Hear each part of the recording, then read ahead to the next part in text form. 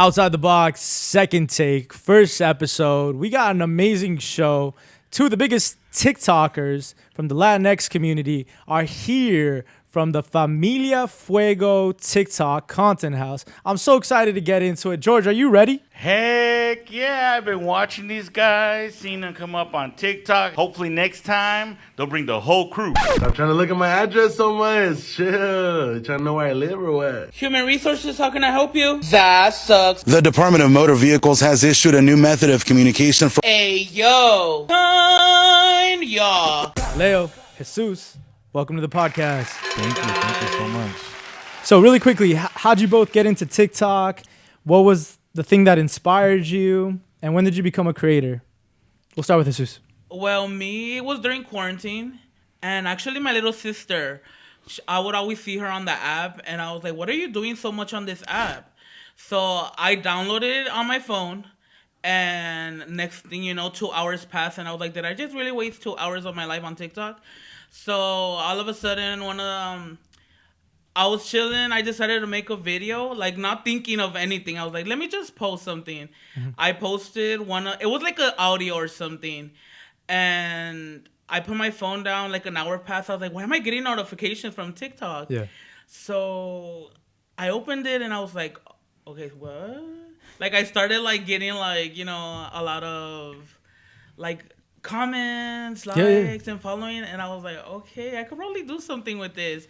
But yeah, after that, it was during quarantine, and I just kept like doing my little skits and all that, and that's how my like TikTok started. Yeah. And I'm sure all your fans remember those first days. Yeah, they remember them for sure. Yeah. What about you, Leo?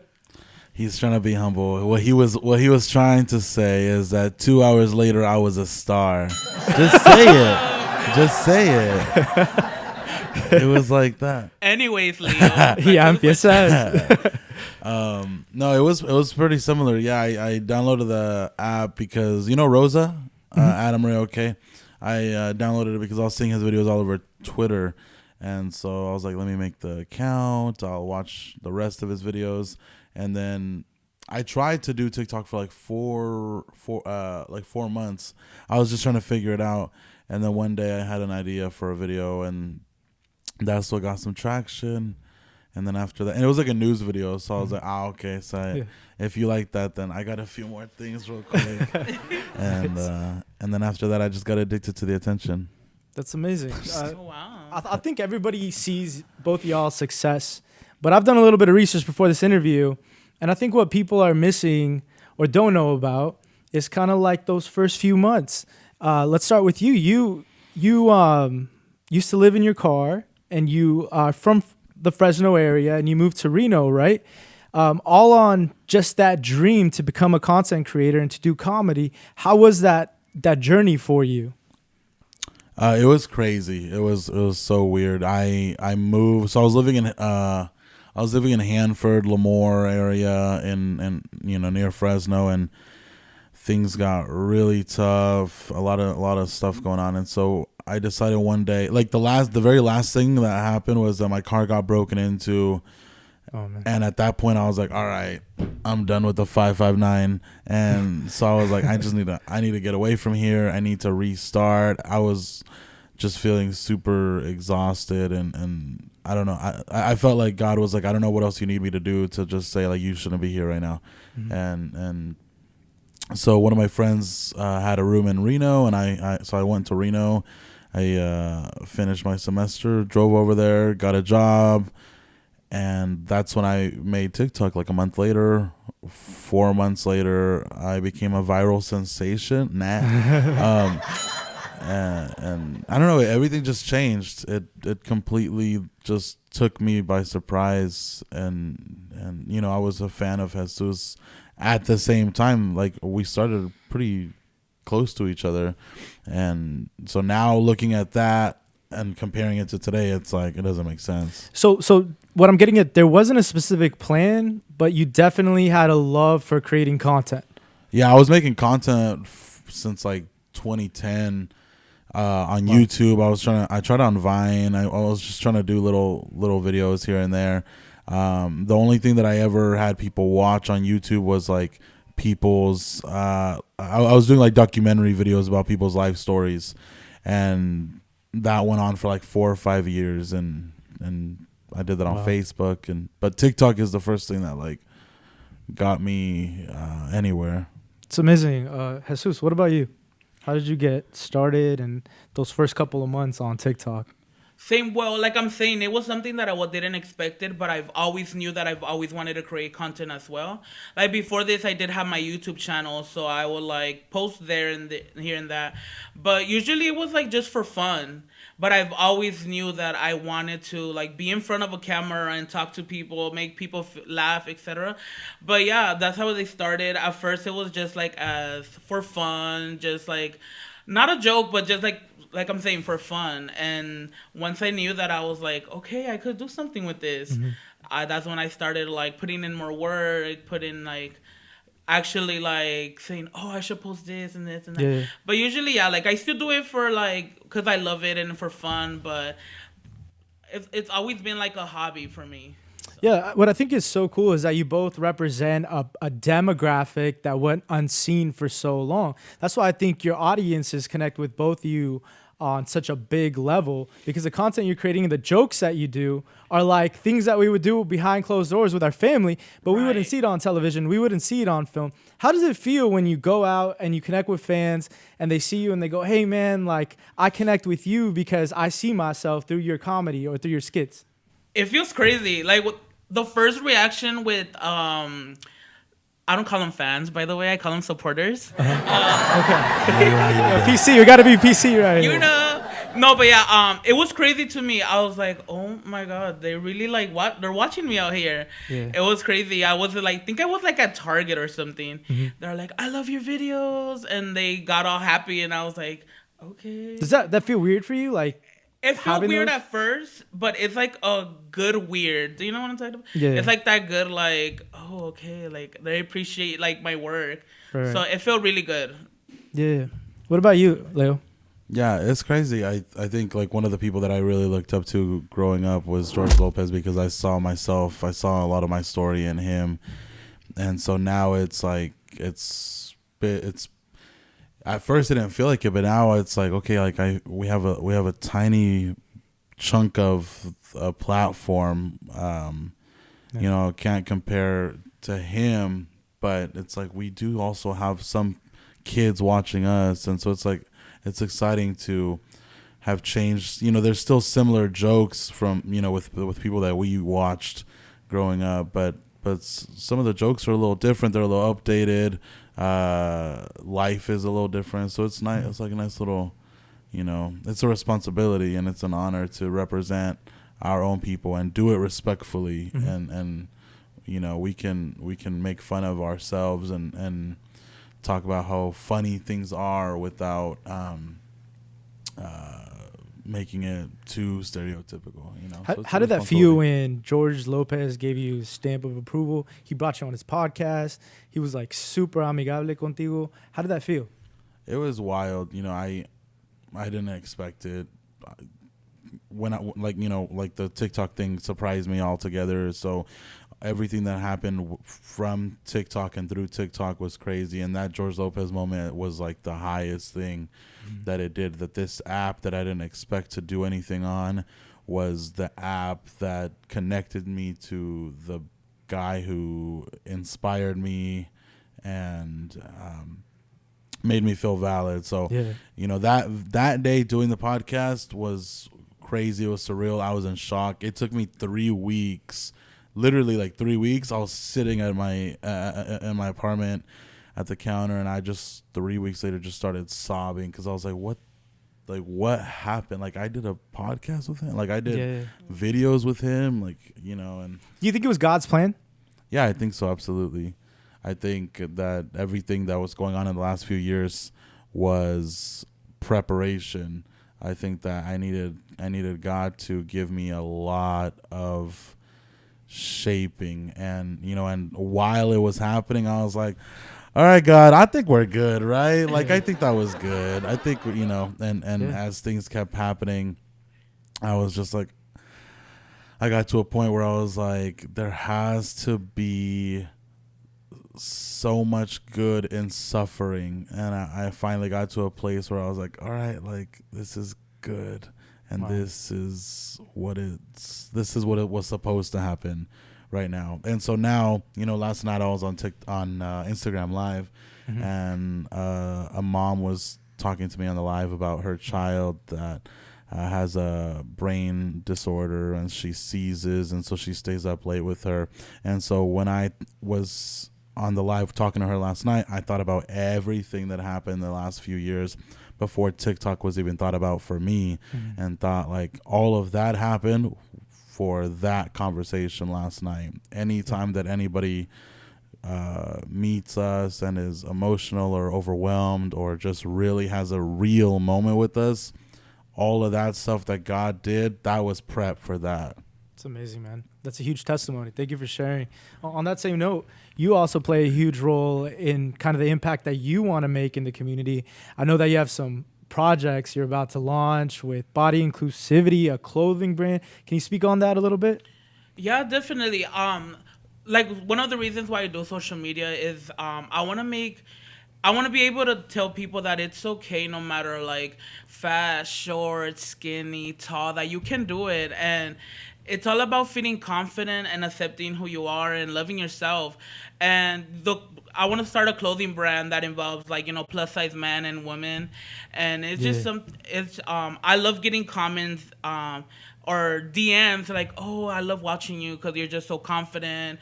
When it comes to like the hate comments, they're like, oh, you're so, I like how you take them. You don't really pay attention to them. Like people tell me, how do you deal with the hate comments on social media? I don't. I don't have time for that. At first, yes, there was times that I get like, I need to reply to these because, Well, they would like. let's talk about it a little bit. Like, how do you both feel with that side of social media, and how do you get through it? Like, you're sharing a little bit about now, but yeah, it does get toxic. People do criticize you, especially when now you both have reached a cool zenith or a peak. How do you guys handle that so it doesn't affect what you're producing or the content you're putting out there? Like I was saying, we all could agree that the internet could be ugly, and one advice, if you want to do this, you have to be ready for that heat, because there's gonna be people that are gonna agree with you, and people are gonna like not agree with you, and there's some people that are gonna have a problem with you just because your confidence, they wish they could have that confidence. So I would like I'm telling you, how do you deal with the hate comments? I just don't. I just decided to like block them, and it's all the time. Every time you get a hate comment, you're gonna get like 5 positive comments. Yeah. So those are the people that keep me like doing what I'm doing. It's But amazing. literally just ignore them. And Yeah, because you're super positive in your content. You make Right, people happy. definitely. It's fun. right. Yeah. What about Leo? Yeah, no, it's crazy. And I think, that's what we've talked about, Jesus and I together, the house together. And it was when I first got to LA and I first made my first like batch of like influencer friends. That's one of the conversations that is so meaningful, is just like, what do you do when someone, because it's like you can have 2,000 amazing comments, and then there's that one that's like fat, and I'm like, and it just like, or like, you're not funny, and it's like, I'm not funny, I'm gonna give up, but I think like an amazing thing for me has been the community of creators. And then also recognizing that there are so many people that really do want you to win. There's people that feel like, and I feel super fortunate because there's people along the way since I had less than 10,000 followers that were telling me from day one, you're going to get to 1 million. And I was like, all right, I'm not. Relax. Like, that's too much. And there was other creators that when I was at like 20 or 30K that were already at 10 million that were encouraging me. So I can't say that I didn't have people along the way that have walked with me, and that makes it easier to be like, all right, but there are people rooting for me, and there are people that are mean, but I don't even think that they necessarily mean it. I'm just like, you know what? Either they're having a bad day, they're having a rough life, or they wish that they were able to have the confidence or the talent to do it. And maybe they do have the talent. Sometimes I feel like people think that they're funnier. Do you think and I that's something that welcome has to them. do with our community in general, Latinx community, as far as like we hate it before we love it? I feel like sometimes I feel like I try to be pretty intentional about saying that I know that I'm not representing all Mexicans. And so I know that like I represent a certain group of people. Some people see themselves and some don't. And so I think sometimes people are like, like that's not how we are. That's not what we do. Or they just, they just have some internal feelings. They see something that they don't like. And so I think it's can be toxic, but I also know that just because I'm Mexican consumers don't owe me their support. Mm-hmm. They don't have to be fans of me. There are plenty of other Latino creators, so they don't owe me their support. They don't have to. Of course, they don't have to think I'm funny. I think I do, and some other people think I do, and that's okay for me. No, thank you both for sharing, because it's so important right now, especially the younger creators are on the come up. They don't have mentors. They don't have people. They're going to be watching this and they're going to be like, yeah, I can and I should ignore those comments. On that same note, one of the biggest reasons why we're here, let's talk Familia Fuego. Let's talk about how that started, how you both got involved. It's one of the top Latinx creator TikTok content houses or homes. I don't know how to describe these things. But can you share with us a little bit how that started? Well, we couldn't all know why I'm there though. Because you're talented. You're talented and you're gifted. Hold and on. You have everything. Como dice, real knows real. Real recognizes real. No, but I wanted to thank you personally, because I know you're one of the reasons why I am in the house. Not at all. Let me clear this up before he keeps going. We don't even need to get into that. But he's in that house because he's super talented, he's gifted, and he should be in there. And he should be in there with the best, the top, the cream of the crop. But yeah, like I was saying, before you had reached out to me, they had already sent me that email. That's nice. They had already sent me that email. I ignored it because, let's be honest, it kind of seemed like a scam. Like those scam emails. You're like, let me just ignore that real quick. Yeah. And then, you reached out to me. We got the email. We did the casting process and whatever. Mm-hmm. And yeah, they're like, okay, well, you're moving to Hollywood next week. And I was like, whoa, like this happened. But yeah, it was something unexpected, but definitely a blessing because. Now, did they tell you what other creators were going to be in the house already? Or they just kind of told you, come and you'll see? Actually, we did a little investigation. It was all through. You got to the bottom. We did. Really, I didn't know Leo was gonna be in the house because it was all over emails, and like my email is like straight like Jesus Nalgas, and the other email like Lex del Valle. So I was like, oh, I seen her before. She's gonna be in the house. Yeah. So we kind of figured it out when they sent an email. I don't know if they were supposed to. It was just that one email. I don't know if they were supposed to send it. Yeah. But they sent it. So that's how we found out that they were gonna be in the house. Yeah. Leo, what made you say yes to this opportunity? The money. That was real. What do you mean? No. Well, listen. Because look, I was living in Crenshaw, and I was humble king. I saw and I was like, I'm down. I was like, I'm down to get scammed. If it's a scam, I'm down. And either way, I was like, it's an adventure, right? It's a story to tell later. Exactly. Right. Exactly. No. But honestly, it was crazy because I never, because I'm 27. Mm-hmm. So I'm like, you're a grown ass man to be thinking about doing a content house. There's all these like 19-year-olds and doing the dances and everything. And I'm like, I was like, what? But honestly, it was just like, okay, I'm just gonna jump in. It's a collaborative through Whaler and DirecTV, and so it's two very official and experienced companies.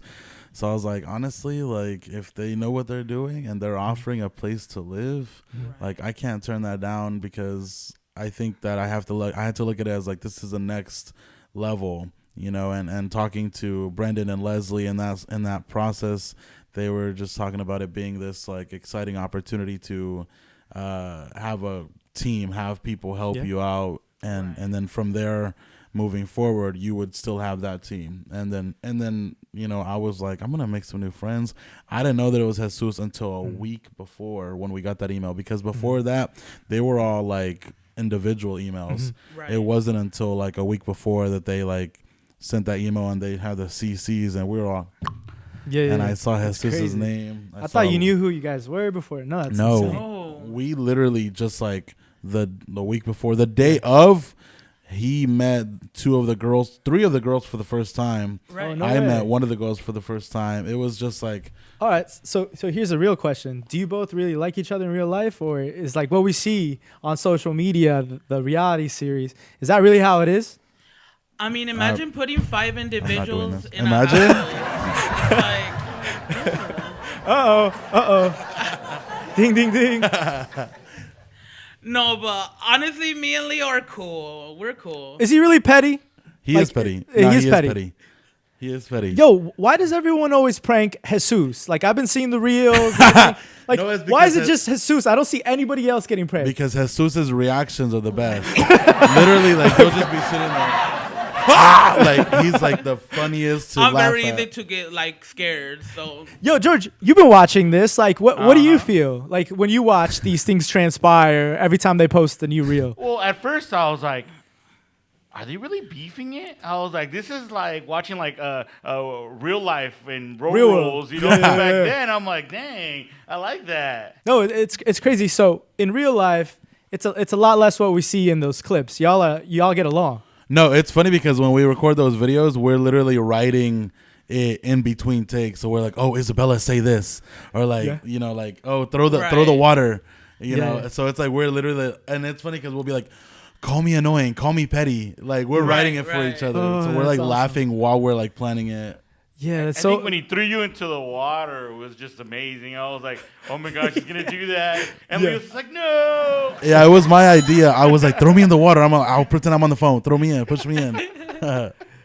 yeah. So it's just so awesome to see not only that type of content, but like we were talking about earlier, to be represented, and then just to see how authentic it is, right? Because there are other content houses, and I'm not gonna name names, but I'll say this: the audience can tell whether it's real, but y'all have chemistry, and that's cool to see.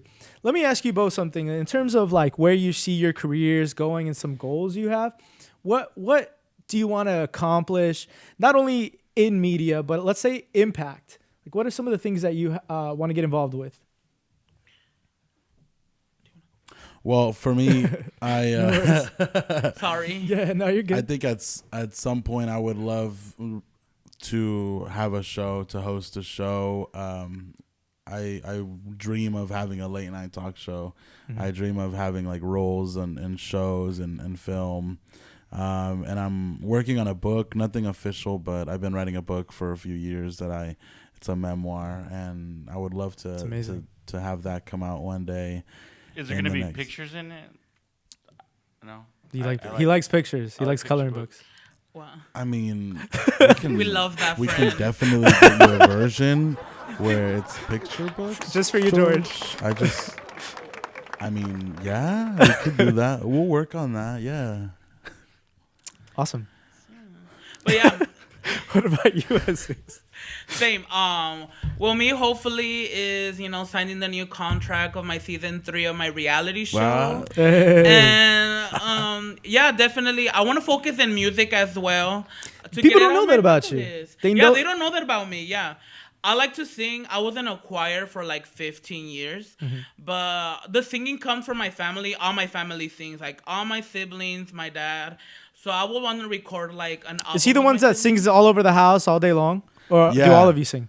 No, literally, we were talking about that yesterday because we'll be I'll walk from my room to the kitchen, and he'll be just like singing. He'll be like, "You never cheat," and I'm like, I'm just trying to get some cereal, and he's just singing by himself or like in the backyard.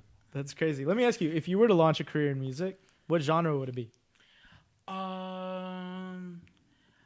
I don't know. That's a good question. Like puras rolas, banda, or like you go and Banda. pop? Like you're going to be Well, reggaeton definitely artist? like kind of like Let me ask your manager. Pop. What do you think? What do you think he would launch in? He can do both. I mean, I feel like because him and his family, like they all have amazing voices. They all do like like Cristian Nalgas, like music like that. But then there's like Oh, pop. dang. Yeah, you can. He does A it. ver, all. a ver. George, A wouldn't it be an honor to get Yeah. Jesus A little on the mic Cristiano Ronaldo. right Do now? it. Getting a let's go for Putting it. me in this. Yeah. That's Leo though. Hey, both. He's next. Leo Vamos. can sing. Leo I can can't. sing. Yes, he can. Bueno, I think it's amazing just to hear both your journeys. Thank you so much for hopping onto this podcast. It really is an honor. I mean that nothing but blessings for the both of you. There's so many creatives that are looking at you as an example. So keep sky's the limit, and we wish you both the best. Where can people follow you? You could follow me on social medias at Jesus Nalgas. Hey. And for me, Leo Gonzalez on everything, and then Familia Fuego on everything. Same thing. Hey. Yes. Thank you so much for watching Outside the Box Second Take. Thank you, Leo and Jesus, for being here. Make sure to subscribe to this show on Spotify, Outside the Box Second Take. See you guys next time.